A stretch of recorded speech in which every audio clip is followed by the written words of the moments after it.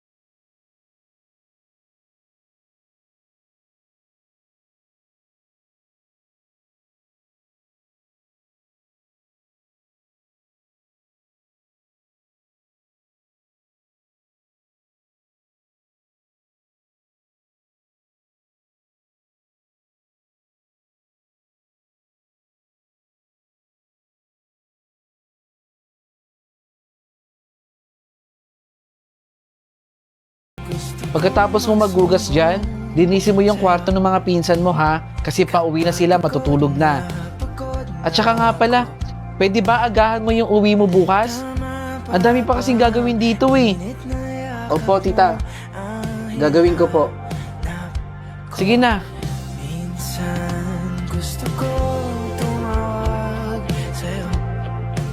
Oo, pauwi na ako anak. Sabihan mo si mami mo na mag-ingat kayo dyan ha. Huwag niyong bubuksan yung pinto kung hindi niyo naman kilala ang kumakatok, okay? Okay, sige anak. Bye! Nay! Hating gabi na po oh. Bakit naglalakad pa rin po kayo dyan? Nay, saan po ba kayo patungo? Delikado na po dyan sa daan oh. Sobrang tilim na po. Diyan lang naman ako patungo iyo eh. Kung gusto po ninyo, sumabay na lang po kayo sa akin. Dito po oh, sa loob ng kotse. Okay lang ba sa'yo, iho, na sumabay ako sa'yo? Wala akong problema, Nay. Sige na po, pumasok na po kayo dito. Para safe po kayo kung saan po kayo pupunta. Salamat, iho. Papasok na ako sa loob, ha. Walang anuman po. Sige po. At yun, ang pangatlo kong kasalanan. Nay, kanina pa po kayo nagkukwento ng kasalanan nyo dyan. Lahat naman po tayong mga tao nagkakasala talaga. Hindi po ba? Kakakwento nyo dyan, Nay. Malapit na tayo sa pangsyam na kasalanan mo. Alam mo ba ang ika-apat kong kasalanan?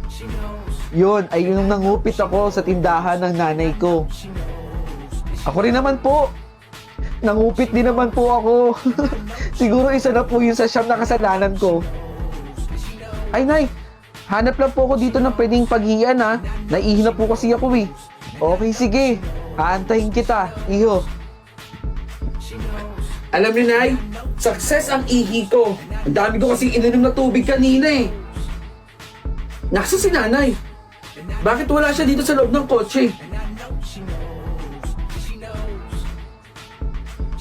Nay! Tara na po! Pasok na po dito sa loob ng kotse. Aalis na po tayo. Okay, sige. Nay! Ano na po yung ikasyam na kasalanan ninyo? Sabi po ninyo, ikukwento nyo pagtapos ko pong umihi.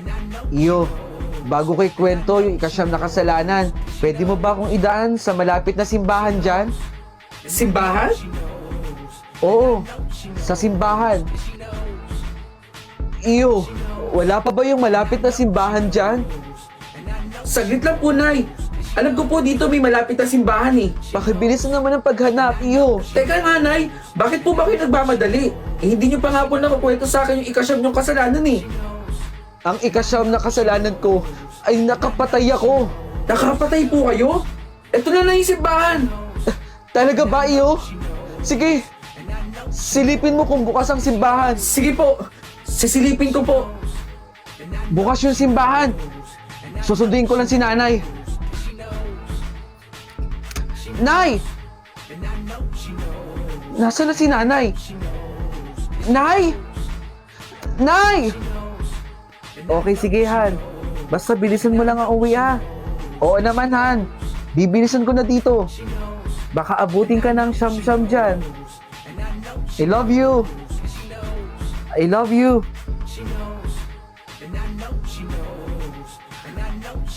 Salamat po sa pagsuporta ninyo ha. Salamat po, ma'am.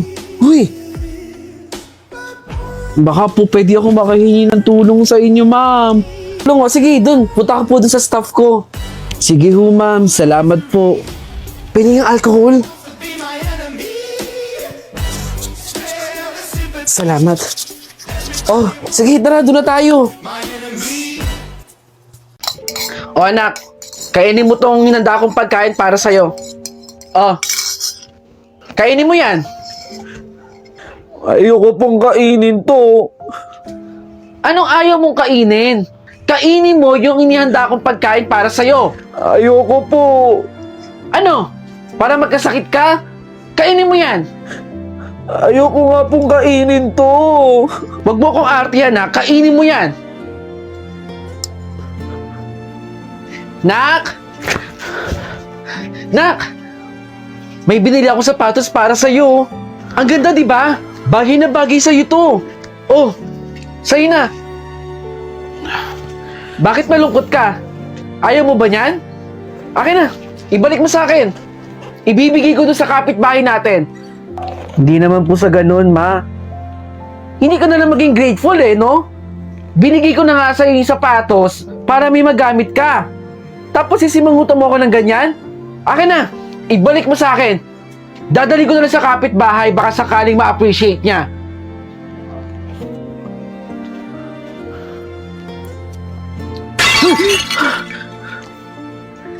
Ano na naman yung binasag mo? Ikaw hindi ka talaga nagtitino eh, no? Lahat na lang, puro perwisyo. Perwisyo ang binibigay mo sa akin. Oh, halika nga rito. Aray ko, ma! Ikaw, ayusin mo, anak! Para hindi kita nasasaktan, ha? Lagi na lang ganyan. Sorry na po, ma! Sorry na po! Saglit. Mrs. De La Cruz, sino sila? Nandito po kami para bisitahin po kayo. Eh, hindi na ulit kayo bumalik sa ating mental health center. Yung anak ko, Mrs. De La Cruz, 2 taon na pong patay ang inyong anak. Hindi siya patay. Ano pinagsasabi ninyo? Hindi pa siya patay. Kaya nga po kami nandito para tulungan po kayo. Tara, isama na natin si Mrs. De La Cruz. Saan niyo ako dadalhin? Sumama na lang po kayo, Mrs. De La Cruz. Saan? Yes, after 2 months, nakapag-TikTok na din ako. Kaya pala matagal ako nawala sa TikTok kasi nasira ang aking lumang cellphone. At dahil kasama ko si Malin at si Aiko, salamat sa dalawang to dahil tinulungan nila ako magkaroon ng bago kong cellphone. Medyo kinakabahan ako dyan at nahihiya pa kasi first time ko magkaroon ng ganitong klaseng cellphone. At syempre, reward ko na to at Christmas gift ko na para sa akin. Syempre, thank you kay Lord dahil sa blessing niya nakabili ako ng ganitong klaseng cellphone. Yep, at ready na talaga ako sa pagtitiktok ko muli. After namin i-testing ang bagong cellphone ko, naisipan namin kumain kasi gutom na kami. Mga bandang alas 5 na to, kaya pumunta kami ngayon sa Jerry's Grill. Anyway, sa try mama po ito. Ito ang aming nilagang bulalo at ang fried chicken ng Jerry's Grill. So after namin kumain, pinapili namin ako kung sino magabayad pero napili yung card ko. Anyways, thank you po! Okay, sige. Pakilabas na yung assignment ninyo. Ma'am? De La Cruz! Bakit late ka na naman? Ilang araw mo nang ginagawa yun sa klase ko, ha? At hindi ko maintindihan kung bakit ka nalilate. Ang lapit-lapit na ng bahay mo dito sa eskwelahan natin. Kaya walang dahilan para malate ka. Pasensya na po, ma'am. Sa susunod na malilate ka, hindi kita tatanggapin sa klase ko. Sit down! Salamat po, ma'am. De Guzman. De La Cruz. Wala pa rin si De La Cruz hanggang ngayon? Ma'am, De La Cruz po, present. Aba! Hindi ba't sinabihan na kita kahapon pa, De La Cruz? Anong dadahilan mo ngayon? Bakit ka late? Na po, ma'am. Hindi po kasi nakakarindi mga dahilan mo, De La Cruz. Huwag kang aasa na mataas ang magiging grade mo sa akin, ha? Dahil puro ka late. Maupo ka na. Pasensya na po ulit, ma'am. Okay, class. Good morning. Kumpleto na ba ang lahat? Good morning, ma'am. De La Cruz! Ay, aray ko po. Ako naiinis na talaga ako sa'yo, ha? Isusubo kita sa principal para hindi ka na makapasok sa klase ko. Sorry po, ma'am. Hindi na po ako malilate. Ha? Nakakapag-init ng ulo, De La Cruz. Nakakapuno ka ng pasensya. Pasensya na, ma'am, kung nalilate po ako. Hindi na po maulit. Puro ka late. Mapo ka na. Sorry po.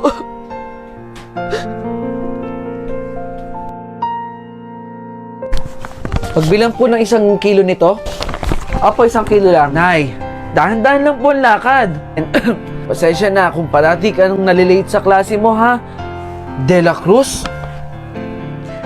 Wala ho yun, Nay. Para po sa ikagagaling po ninyo, kahit na po pingutin, pagalitan po ako ng teacher. Ang importante po, Nay, naaalagaan po kita. Tara, Nay. Uwi na tayo. O, sige, anak. O, dahan-dahan lang, ha? De La Cruz! Saglit!